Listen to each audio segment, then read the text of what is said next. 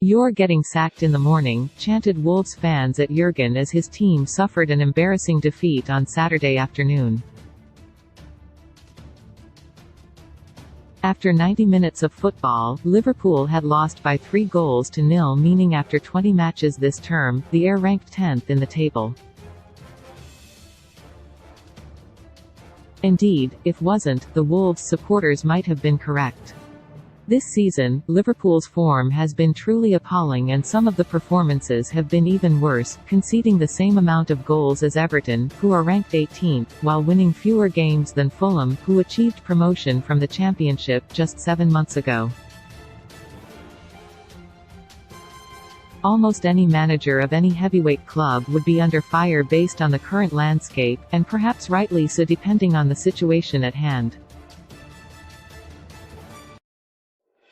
Football is a demanding sport and the clamor for consistently positive results is never-ending, which perhaps explains why many of S peers are rarely employed for longer than 2 seasons before they are dismissed.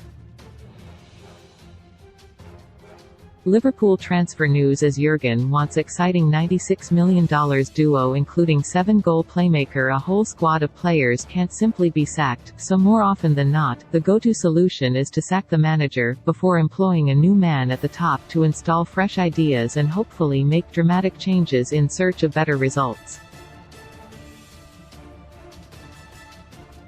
Is mostly free from such noise because of the amount of credit he's already got in the bank, bringing the and Champions League titles to Anfield in recent years, but his trophy haul isn't the only reason why he's safe in his job on Merseyside.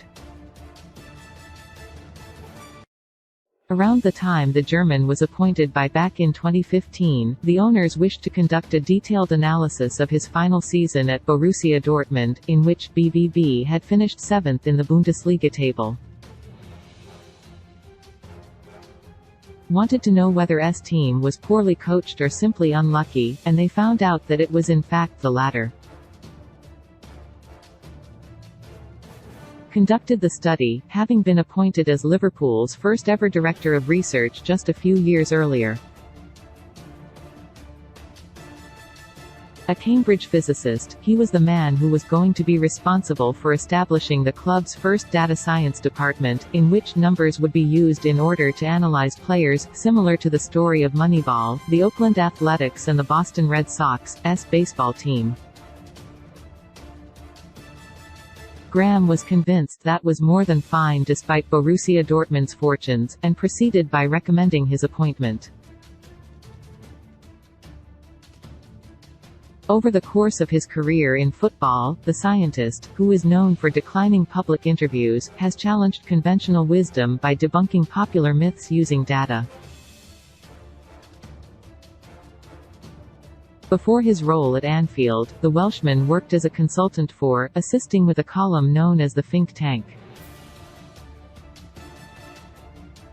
On a regular basis, Graham would tackle a common but unproven legend or cliché in search of hard evidence to support those historic notions.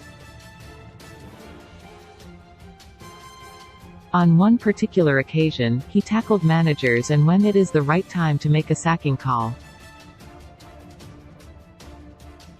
My guess is that short-term, less than 10 games, blips in form result in upset fans, and calls for the manager's head. The directors duly comply. Rash decisions and short-termism seems to be behind a lot of manager sackings, he wrote in his conclusion. In his work for The Times, Graham essentially suggested that it was unclear as to whether a resulting upturn in form was down to a new manager, or whether that improvement would have happened regardless of a managerial change. For the most part, upon inspection of the whole footballing landscape, it seems changing the coach does little aside from an initial short-term bounce. Unlike many of his peers across the continent, has proved his status as a real star who is genuinely capable of getting more out of his players than seems realistically possible. The 55-year-old improves the performances of teams and players, and he's proved that over the course of his 20-year career.